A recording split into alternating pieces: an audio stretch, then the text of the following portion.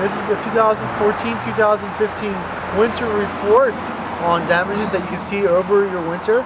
We basically have come out from there and it's about 60 degrees today, and we're going to take a little walk through. We're going to go through this bed here because it has a good assortment of different kinds of plants we can talk about and the different kinds of injuries we commonly see in the landscape. Well, first, straight off, when we take a look at it, you can see our Leland cypress we have right here. It's got buck damage, a buck rub on it. So that was probably not very good. We should take that out. It's no longer a good viable plant. It'll be stressed for the rest of its life and likely break. So that's not a good start to it. But these green giants and other Leland cypresses look really well. We're going to continue to go through. And you can see now over here we have some PJNs and rhododendrons and hollies. They do have a little bit of a weird look to the leaf, and that's normally how these kind of plants look, especially when they're a little exposed to some wind. And the deeper down you go into the interior, the less wind damage they have on it, so it's better for it. No, I wouldn't count that as being damaged as it's going to be long term. It's just something you can take a look at. It still has its buds on it, so you're still good to go. If you'd had the buds ripped off or the leaves ripped off, then you'll have a big serious problem to it. A little higher up, you can see this is a Nellie Stevens holly. Now this has got a little bit more severe damage to it. You can see that's winter desiccation on it. We'll take off a leaf and take a good look at it. You see like this right here, this is a good part of the leaf, and that right there is a pretty bad part of the leaf. So it's not like it's completely bad, but it's not a good thing to look at either. It'll probably come through without much of a problem, mostly because the buds are probably still fairly good on them. If we can find one that has still good buds on it, like that one has good buds on it. So it's not like it's a dead tree, it just has a little bit of wind burn on it. Going on to the next one, we can see this is the rhododendron.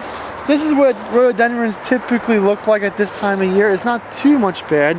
You can see here, you can have some dead branches here and there, but overall, for the most part, it does look like it's fairly good.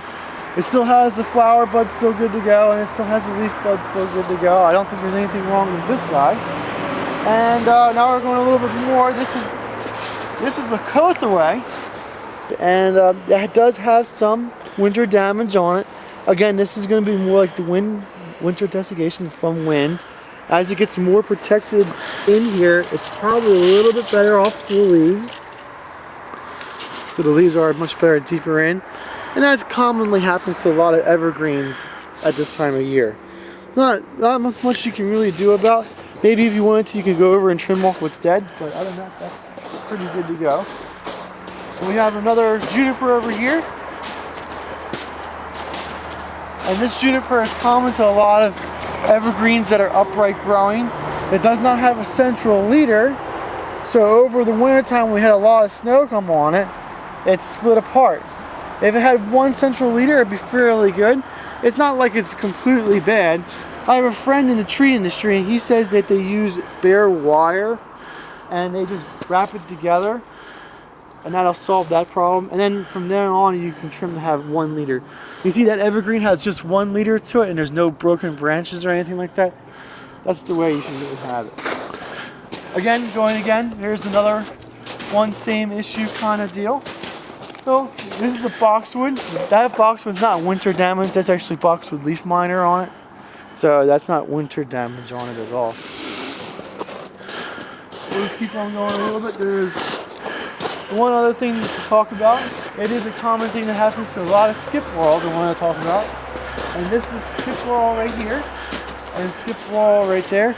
And these skip whorls have been in the ground for many years, and every now and then sometimes they just up and broken die.